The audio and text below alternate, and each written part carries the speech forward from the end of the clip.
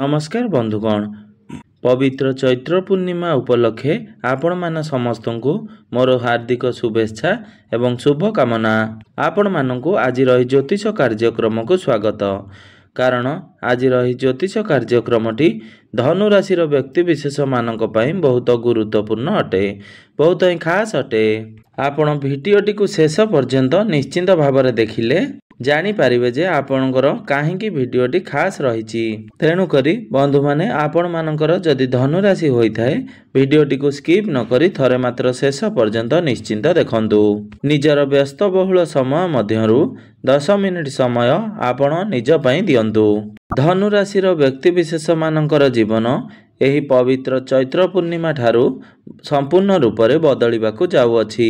कारण प्रमुख दुईटी ग्रहंकर राशि परिवर्तन हेउअछि एवं तांकर चलन रे गोटे बहुत बड़ परिवर्तन हेबा पई जाउअछि, जहा फल रे आपणक जीवन रे गोटे बहुत बड़ परिवर्तन हेबो एवं आपणकू एही परिवर्तन किछि शुभ फल देबो एवं किछि अशुभ फल प्रदान करिवो। एही एप्रिल मास 5 तारिख दिन मंगल तांकर निजर राशि परिवर्तन करिसंती एवं दीर्घ दिन परे तांकर राशि परिवर्तन करिसंती। ता सहित एही एप्रिल मास 14 तारिख दिन सूर्य निजर राशि परिवर्तन करबाकू जाउछंती, जहा फल रे आपणक जीवन रे गोटे बहुत बड़ परिवर्तन हेबो। तेबे बंधु माने आसंतु जानी नेबा एही चैत्र पूर्णिमा ठारू आपणकर जीवन रे कौन सब बड़ परिवर्तन हेउअछि। ता पूर्वरु जदि आपण मानकर धनु राशि होइथाए तेबे भिडियोटी को स्किप न करी थरे मात्र शेष पर्यंत निश्चिंत देखंतु एवं भिडियोटी को गोटे लाइक करी चैनल टी को सब्सक्राइब कर दियंतु।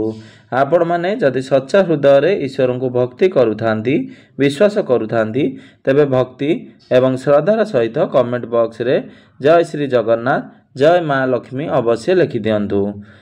बंधु माने आसंतु आरंभ करिबा आज रही कार्यक्रमटी को, जहा कि जन्म राशि एवं चंद्र राशि उपरे संपूर्ण आधारित अटे।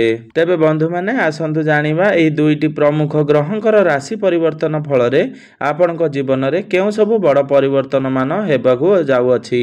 तेबे बंधु माने पूर्वरु आपण आर्थिक स्थिति मजबूत नथिला, अर्थजनित समस्या लागी रहितिला।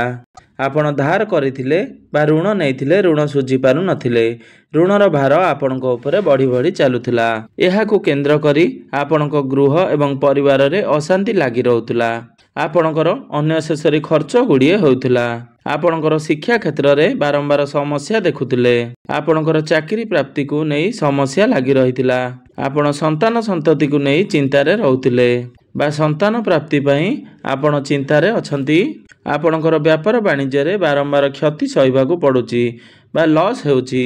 आपणकर प्रेम जीवन रे समस्या देखुचंती। आपणकर दाम्पत्य जीवन रे बारंबार कलह लागी रहुची। आपण मानसिक दुश्चिंतारे रहुचंती। आपणक शरीर रे पीड़ा बा जंत्रणा अनुभव करुचंती। तेबे एही बळी जहा भी समस्या आपणकर जीवन रे चालू अछि ताहा एही चैत्र पूर्णिमा परठारू संपूर्ण रूप से दूर हेबा पई जाउअछि। पुनर्बार आपणकर जीवन रे नूतन सूर्य उदय हेबा पई जाउअछि। पुनर्बार आपणक जीवन रे खुशी फेरिबाकू जाउअछि। तो बंधु माने सर्वप्रथम आसंतु जानि नेबा आपणकर धनु राशि रे नवग्रहंकर स्थिति किपरि रहिछि एही चैत्र पूर्णिमा परठारू। राहु, सूर्य, शनि, शुक्र एवं बुध विराजमान अछंती चतुर्थ भाव रे अवस्थान करिसंती। देवगुरु बृहस्पति आपणकर षष्ठ भाव रे विराजमान करिसंती। मंगल आपणकर सप्तम भाव रे विराजमान करिसंती एवं केतु आपणकर दशम भाव रे विराजमान करिसंती, जहा फल रे से गृह गुड़िकरे सेमानकर प्रभाव बहुत अधिक रहिबो। एही एप्रिल मास 5 तारिख दिन मंगल आपणक कुंडलीर अष्टम भाव को चलन करिवे एवं सूर्य आपणकर पंचम भाव को विराजमान करिवे एवं सूर्य सेठारे उच्चस्थ रहिबे, जहा फल रे आपणकर सेही गृह गुड़िकरे अधिक प्रभाव पकाइबे।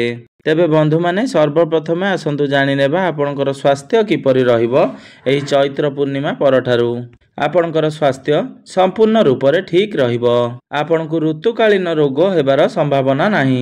आपणकर जदि खाद्य पानीय को नहीं किछि मोटापण भली समस्या चलीछि ताहा मध्य आपणकर दूर होइजिबो। आपणकर गैस्ट्रिक किंबा पेटरे जो समस्या चलुछि बा आपणकर डाइजेशन ने समस्या हो ताहा मध्य आपणकर धीरे धीरे दूर होइजिबो। ଆପଣଙ୍କର ଆଣ୍ଠୁ ଗଣ୍ଠିରେ ଯେଉଁ ଯନ୍ତ୍ରଣା ଅନୁଭବ କରୁଥିଲେ ତାହା ମଧ୍ୟ ଆପଣଙ୍କର କମିବା ଆରମ୍ଭ ହୋଇଯିବ। ଆପଣଙ୍କର ସ୍ୱାସ୍ଥ୍ୟରେ କୌଣସି ଗୁରୁତର ସମସ୍ୟା ଆପଣ ଦେଖିବେ ନାହିଁ। ତା ସହିତ ଆପଣଙ୍କର ରୋଗର ଗୃହରେ ଦେବଗୁରୁ ବୃହସ୍ପତି ବିରାଜମାନ ହେତୁ ଆପଣଙ୍କର ସ୍ୱାସ୍ଥ୍ୟରେ କୌଣସି ବଡ଼ ସମସ୍ୟା ଆପଣ ଅନୁଭବ କରିବେ ନାହିଁ। ଯଦି ଆମେ ଆର୍ଥିକ ସ୍ଥିତି ବିଷୟରେ କହିବା ତେବେ ଆପଣଙ୍କର ଆର୍ଥିକ ସ୍ଥିତି ବହୁତ ଭଲ ରହିଛି। ଆପଣଙ୍କର ଏବେ ଯେଉଁ ଅର୍ଥକୁ ନେଇ ସମସ୍ୟା ଚାଲିଛି ବା ଆପଣ ଅର୍ଥର ଅଭାବ ଦେଖୁଛନ୍ତି ତାହା ଧୀରେ ଧୀରେ ଦୂର ହୋଇଯିବ। ଏହି ମଇ ମାସ 18 ତାରିଖ ପରେ ଆପଣଙ୍କର ଦ୍ୱିତୀୟ ଭାବର ଶନି ଏହି ଶ୍ରାପିତ ଦୋଷରୁ ମୁକ୍ତ ହେବେ, ଯାହାଦ୍ୱାରା ଆପଣଙ୍କର ଆର୍ଥିକ ସ୍ଥିତି ମଜବୁତ ହେବ। ଆପଣଙ୍କୁ ଅନେକ ଗୁଡ଼ିଏ ସ୍ରୋତରୁ ଧନ ପ୍ରାପ୍ତି ହେବ ଏବଂ ପୂର୍ବରୁ ଆପଣ ଯେଉଁ ଧାର କରଜ ବା ଋଣ ନେଇଥିଲେ ଋଣ ଶୁଝିବାକୁ ସକ୍ଷମ ହେବେ। ତା ସହିତ ଆମେ ଯଦି ପ୍ରେମ ସମ୍ପର୍କ ବିଷୟରେ କହିବା ତେବେ ଆପଣଙ୍କର ପ୍ରେମ ଜୀବନ ବହୁତ ଭଲ ରହିଛି। ଆପଣଙ୍କର ଜୀବନ ସାଥୀଙ୍କର ଆପଣଙ୍କ ପ୍ରତି ସ୍ନେହ ପ୍ରେମ ବୃଦ୍ଧି ହେବ। ଏହି ସମୟରେ ଆପଣଙ୍କର ସାଥୀ ଟିକେ ଜିଦି ସ୍ୱଭାବର ଦେଖାଦେଇ ପାରନ୍ତି, କିନ୍ତୁ ଏହି ଜିଦି ତାଙ୍କର ଏହି ସମ୍ପର୍କରେ କୌଣସି ପ୍ରକାର ଫାଟ ସୃଷ୍ଟି କରିବ ନାହିଁ। ଆପଣଙ୍କର ପ୍ରେମ ବିବାହର ରୂପ ନେଇପାରେ। ତା ସହିତ ଆମେ ଯଦି ଶିକ୍ଷା କ୍ଷେତ୍ର ବିଷୟରେ କହିବା ତେବେ ଶିକ୍ଷା କ୍ଷେତ୍ର ଆପଣଙ୍କ ପାଇଁ ବହୁତ ଭଲ ରହିଛି। ଯଦି ଆପଣ ଏହି ଏପ୍ରିଲ 14 ତାରିଖ ପରେ କୌଣସି କମ୍ପିଟେଟିଭ୍ ଏକ୍ଜାମ ଦେଉଛନ୍ତି ବା ପରୀକ୍ଷା ଦେଉଛନ୍ତି ଆପଣ ସେଥିରେ ନିଶ୍ଚୟ ଉତ୍ତୀର୍ଣ୍ଣ କରିବେ ଏବଂ ଆପଣଙ୍କୁ ଶୁଭ ଫଳ ପ୍ରାପ୍ତି ହେବ।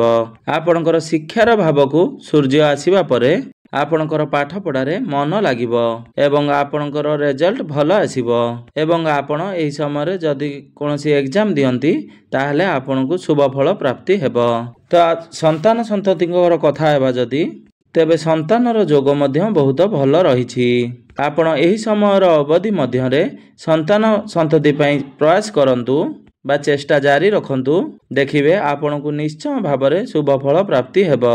ଯଦି ଆମେ ଆପଣଙ୍କର ବୈବାହିକ ଜୀବନ ବିଷୟରେ କହିବା ତେବେ ବିବାହର ଗୃହରେ ମଙ୍ଗଳ ବିରାଜମାନ କରିଛନ୍ତି, କିନ୍ତୁ ମଇ ମାସ 15 ତାରିଖ ଦିନ ଗୁରୁ ବିବାହର ଗୃହକୁ ଆସିବେ। ତେଣୁକରି ଯେଉଁମାନେ ବିବାହ କରିବାକୁ ଇଚ୍ଛୁକ ଅଛନ୍ତି ସେମାନଙ୍କର ବିବାହ ହେବାର ସମ୍ଭାବନା ବହୁତ ବଢ଼ି ଯାଉଅଛି। ଆପଣଙ୍କର ବୈବାହିକ ଦମ୍ପତିଙ୍କ ମଧ୍ୟରେ ଯେଉଁ ବି ସମସ୍ୟା ଚାଲୁଥିଲା ତାହା ଦୂର ହୋଇଯିବ। ଉଭୟଙ୍କ ମଧ୍ୟରେ ମାନ ସମ୍ମାନ ଏବଂ ପ୍ରେମର ବୃଦ୍ଧି ଘଟିବ। ଆପଣ ଦୁଇ ଜଣଙ୍କ ମଧ୍ୟରେ ବୁଝାମଣା ବଢ଼ିବ। ଉଭୟ ମିଶି କୌଣସି ସ୍ଥାନକୁ ବୁଲିବାକୁ ଯାଇପାରନ୍ତି। ଦୁଇ ଜଣ ମିଶି ଫ୍ୟାମିଲି ପ୍ଲାନିଂ ମଧ୍ୟ କରିପାରନ୍ତି। ଯଦି ଆମେ କାର୍ଯ୍ୟକ୍ଷେତ୍ର ବିଷୟରେ ଆଲୋଚନା କରିବା ତେବେ କାର୍ଯ୍ୟକ୍ଷେତ୍ରଟି ଆପଣଙ୍କ ପାଇଁ ବହୁତ ଭଲ ରହିଅଛି। ଆପଣଙ୍କୁ ସଫଳତା ପ୍ରାପ୍ତି ହେବ।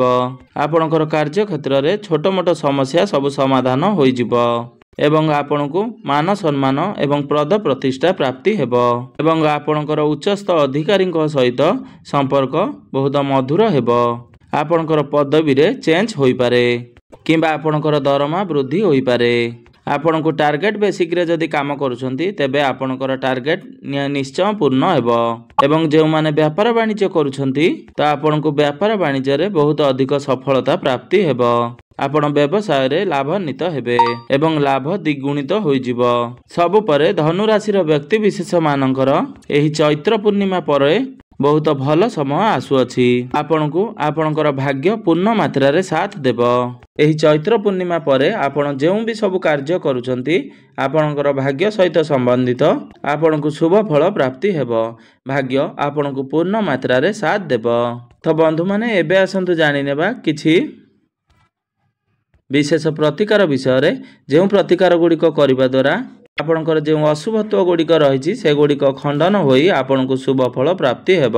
ତ ବନ୍ଧୁମାନେ ସର୍ବପ୍ରଥମେ ଆପଣ ଗୁରୁଙ୍କର ବୀଜ ମନ୍ତ୍ରର ଜପ 108 ଥର ନିଶ୍ଚୟ କରନ୍ତୁ ଏବଂ ଶନିଙ୍କର ବୀଜ ମନ୍ତ୍ରର ଜପ 108 ଥର ନିଶ୍ଚୟ କରନ୍ତୁ ଏବଂ ଆପଣ ପ୍ରତ୍ୟେକ ଦିନ ଉଦିତ ସୂର୍ଯ୍ୟଙ୍କୁ ତମ୍ବା ପାତ୍ରରେ ଜଳାର୍ଘ୍ୟ ଅର୍ପଣ କରନ୍ତୁ ଏବଂ ଆପଣ ପ୍ରତ୍ୟେକ ଦିନ ହନୁମାନ ଚାଳିଶାର ଜପ ଅବଶ୍ୟ କରନ୍ତୁ। ଆପଣଙ୍କର ଜୀବନରେ ଗୋଟେ ବହୁତ ବଡ଼ ପରିବର୍ତ୍ତନ ଆସିବ। ତ ବନ୍ଧୁମାନେ ଆପଣମାନଙ୍କର ଜୀବନ ମଙ୍ଗଳମୟ ହେଉ, ଏହା ହିଁ ଈଶ୍ୱରଙ୍କ ନିକଟରେ ମୋର ଏତିକି ପ୍ରାର୍ଥନା। ଧନ୍ୟବାଦ।